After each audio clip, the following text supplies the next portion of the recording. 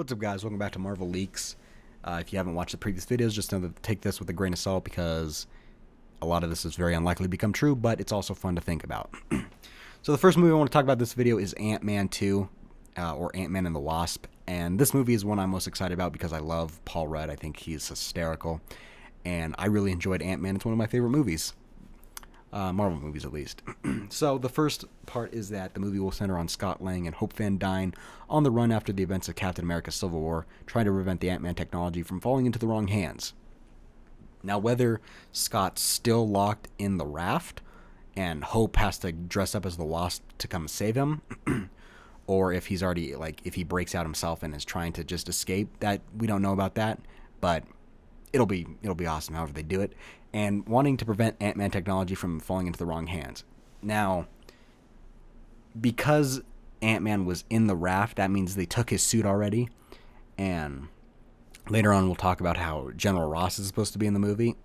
And just quickly, I think that he's the one, he takes Ant-Man's armor and kind of militarizes it, which was the original intention with the Yellow Jacket outfit, which is pretty fucking cool. Hank Pym will return, but apparently something will take him out of commission for a large portion of the movie. Wouldn't be surprised. I mean, Hank Pym, original Ant-Man, cool, but he doesn't need to be as heavily featured in this movie as he was in the first one because this is more about Ant-Man and the Wasp. Lewis will return, which has actually been confirmed, but the other two, Kurt and Dave, probably won't. I mean, who cares? Instead, they'll introduce a new batch of quirky criminal associates of Lewis. This is likely because, everyone loved Michael Pena in the first movie. He was pretty funny. And, might as well bring some more funnier associates out of the works. Although I did like how Kurt and Dave had their funny moments in the movie. Although they want to bring Cassie and her mother back, there's a strong possibility Bobby Cannavale's character gets written out of the movie. Don't know who Bobby Cannavale is, if that's Cassie or the mom. But one thing about this is that kids age really fast. Children actors age really fast, which is why Stranger Things, which is one of the best Netflix shows, is having problems with season 2 because they can't just start off because the kids have already grown. So that's big problem with having bringing back the kid, and I don't really care because Cassie in the comics grows to become a superhero, and they can't really do that because the kid's like 9. The original Wasp will appear, and although numerous actors have been named like Catherine Zeta-Jones, Michelle Pfeiffer, Julianne Moore, and Stella Ward, there's no official shortlist and no offers have been made. That's not shocking that the original Wasp hasn't been cast yet, considering they're still early on with the movie. I think it'll be awesome to see the original Wasp, and we all kind of knew this was happening based on the first one, because Hank Pym went to the microverse and was able to come back. Secretary Ross will also be featured here. Now, Secretary Ross becomes the Red Hulk if you don't know. So, personally, I hope the after credit scene is him becoming him realizing his failures with both Ant-Man and the the Civil War shit. So he's like, fuck, I'm pissed. And he somehow, gets hit by something and becomes the Red Hulk because that means a new Hulk movie. Please. Eric O'Grady will be featured as a government-sponsored Ant-Man. I'm sure they saw how bad the Yellow Jacket thing turned out, so they're trying to be more responsible with it, which is where they get Eric O'Grady. And if you don't know, Eric O'Grady is actually the third Ant-Man in the comics, and I'm pretty sure he's a bad guy who tries to do good or something. He was a weird Ant-Man. I believe he actually died, so I'm excited to see him in the movie, and I hope they do some really awesome stuff with him and end up killing him. The villains are apparently heavily modified versions of Egghead and Whirlwind, with Egghead being Pym's nemesis back in the Cold War. I can't say much about that. I don't really care about that. Awesome villains. I'm gonna actually I don't know who Egghead from Marvel is. I mean, he's just a guy with an egg head. All right. And then Whirlwind is actually a pretty cool villain if I'm thinking of the right guy. He's got he's got this weird helmet. So Whirlwind is actually going to be a pretty funny villain if they can put him in. But again, does say heavily modified, so I'm sure Egghead won't actually be a guy with an egg head. There'll be more of the microverse, which is kind of be expected considering they're getting the original Wasp out of there. It'll be really trippy, and I think they'll get some ideas from Doctor Strange and how they're doing that crazy shit. It's apparently maintaining the mostly humorous tone and elements of a heist movie, which is what they need to do, because you can do whatever you want with Marvel movies, but if they're the same thing, they're going to get stale. actually having this be the heist movie and very funny, that'll turn out well. One sad part is that we won't get Edgar Wright back probably. You know, he was part of Ant-Man when it was originally being written and stuff, but he did leave, which is sad. So that's it for Ant-Man 2, which was a lot. My throat's beginning to go, so we better hurry this up. Next movie is the Black Panther, which I know a lot of people are very excited about. One thing that I'm super excited about is that it's not supposed to be just like a Marvel movie. It's supposed to be an actual political thriller and Marvel's most serious movie by far, which would be so fucking cool. Not having just, you know, some stupid Black Panther in Wakanda fighting shit, but actually like him becoming king, him having to take on those responsibilities instead of just fighting crime. That will be awesome. The main villain's going to be Eric Killmonger, who's fine. He's a childhood rival of T'Challa, and he's a really good warrior for Wakanda. He was supposed to become the Black Panther, and is basically Wakanda's chosen protector. But T'Challa took over the mantle to avenge his father, which kind of made him pissed. And I think in the comics, all Killmonger wants is to protect Wakanda. That's all he wants to do. But he then conspires to usurp the throne alongside Ulysses Klaue, which personally I wouldn't be.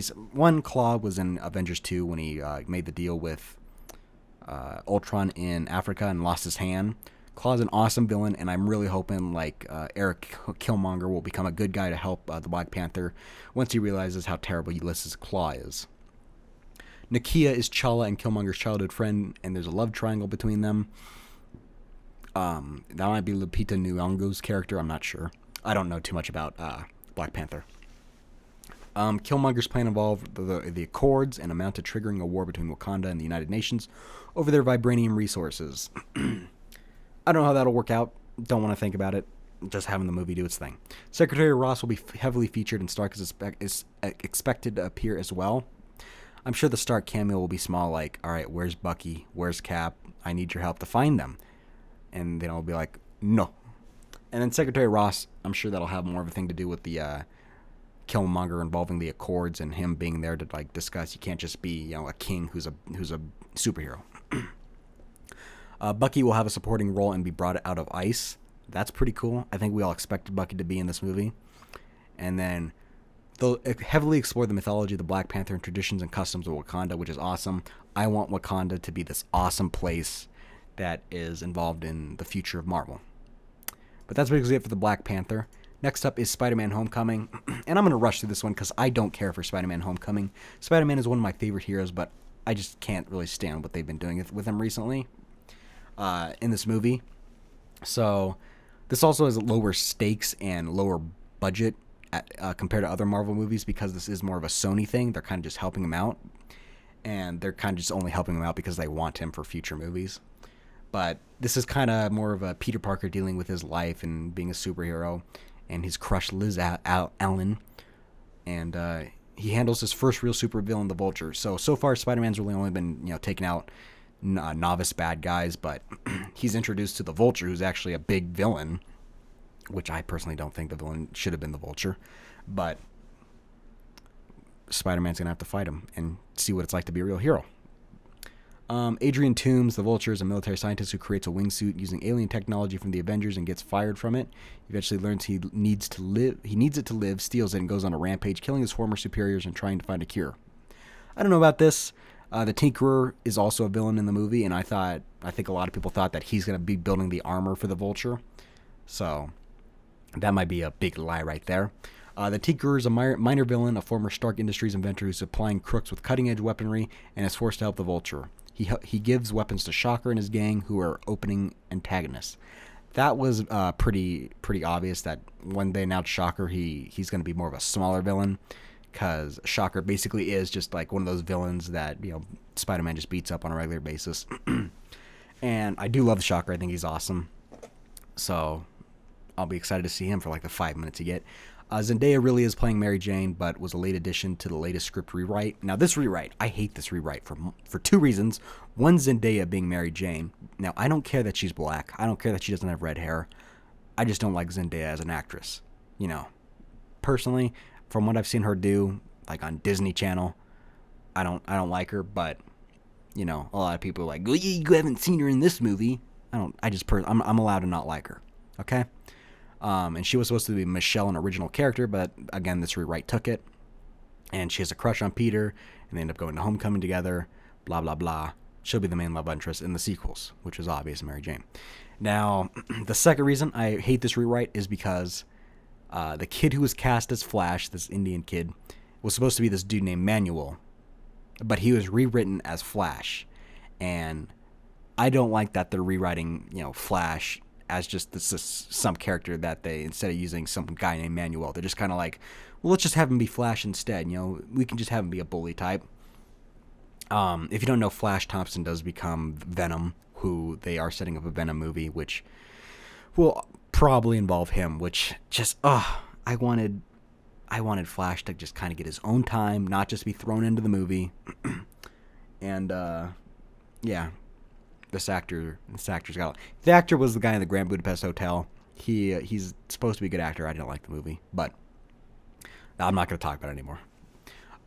Here's something that people might not like is that there's no Jameson or Daily Bugle in the movie. Now, before you get really mad, I think this is okay because they're kind of focusing just on Peter's high school life and him becoming Spider-Man. Now, I personally think that they should have a mid-credit scene with J. Jonah Jameson, like, this guy's a Spider-Menace, something like that. But I think right now, Jameson and the Daily Bugle not being in the movie is okay. And then in the sequel, definitely introducing him because you can't have a Spider-Man movie without the Daily Bugle. And please cast the original J. Jonah Jameson, who I'm forgetting his name right now. Fantastic actor. Shit. All right, I gotta look this up. I'm gonna be pissed.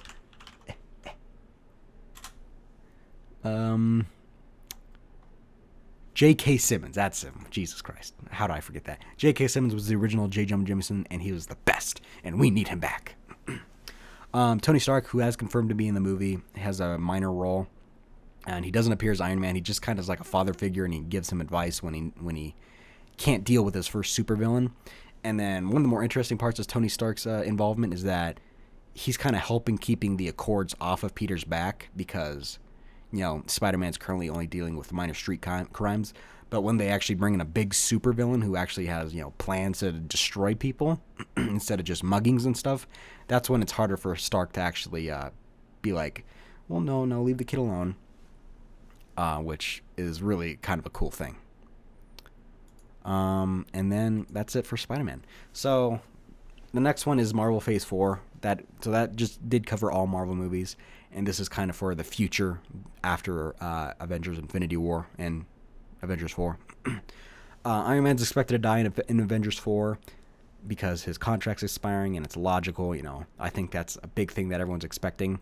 Chris Evans renewed his contract, so Captain America won't die. That's kind of shocking to me, but that's fine. Thor might die as negotiations with Chris Hemsworth are still ongoing.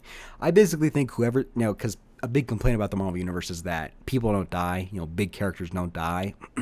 I think whoever doesn't renew their contract's basically going to die. So Iron Man's probably dead anyway. If Thor doesn't redo his contract, he's dead. Wouldn't be surprised. Or he'll permanently go back to Asgard or something. Don't get to me about what goes on in the comics because I know it's different. About Chris Hemsworth really quick. He likes being Thor, but the diet and the commitments, it's hard. I mean, being that ripped, it's fucking hard. I would know. No, I'm kidding. But I do hope to see Chris Hemsworth come back, but I understand if he leaves. Hawkeye and Black Widow might also die, and the negotiations are still ongoing. While it's likely that Scarlett Johansson will renew her contract, Jeremy Renner probably won't. Now, I don't know about that because Jeremy Renner honestly hasn't been doing much. Basically, I think Scarlett Johansson and Renner need to realize that this is an easy job for them, and fans love it. So just stay with fucking Marvel because it's easy for you. Hawkeye and Black Widow, though, if they choose not to renew their contract, I think they'll be easy people to kill because they don't have powers. Hulk won't die, and Mark Ruffalo is slated for further movies. That's not shocking because Ruffalo loves being Hulk because he doesn't have to really do anything besides the Bruce Banner parts.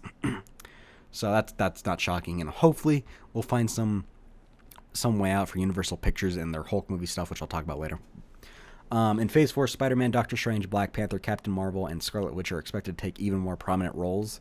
That is probably very true because all those characters are super big, and the actors that play them, besides Benedict Cumberbatch, are really small. So, basically, big characters that fans love and small actors that don't cost as much. I think they'll be taking big roles.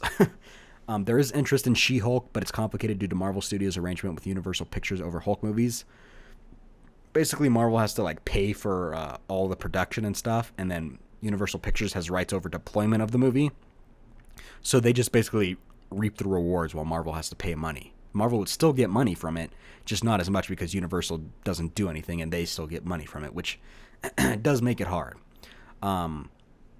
I don't know about this, though, because Hulk's in a bad place right now. The world hates him, and introducing a female Hulk could be very difficult. I know She-Hulk is, cognitive and whatnot, but it's hard. There's also interest in introducing Hercules to the movies. Hercules has actually been getting a lot of traction in the Marvel universe, or in the comic universe, which I don't know why, but I think this will stay as a maybe until we learn about Chris Hemsworth's contract. Because if Chris Hemsworth says yes, I'm sure they'll put him on the back burner until they need him. But if they do kick out Thor, then they're going to want someone like Hercules, who's very similar, but with more of the Greek background. There will be a new overarching storyline that'll inform Phase 4. I'm sure that's kind of like developing the big version of the Avengers, in which case all heroes are part of it. And what I think is that they're going to get rid of the Accords, but they're going to turn the Avengers from this group that takes on bad guys to more of a business thing where every hero is part of it, but they work together on certain events, and they're more not restricted, but they follow more rules and guidelines. That's what I personally think. They're still trying to figure out what they want to do with it, whether they want someone big like Thanos spanning over the entire Phase 4, 5, and 6, or if they want to do big story arcs confined to each phase, which is harder because that's more gathering everyone together for a movie compared to saving it for Phase 7. They do have Norman Osborn back in their catalog, which is awesome because they can do a lot of cool stuff with him and other Spider-Man villains.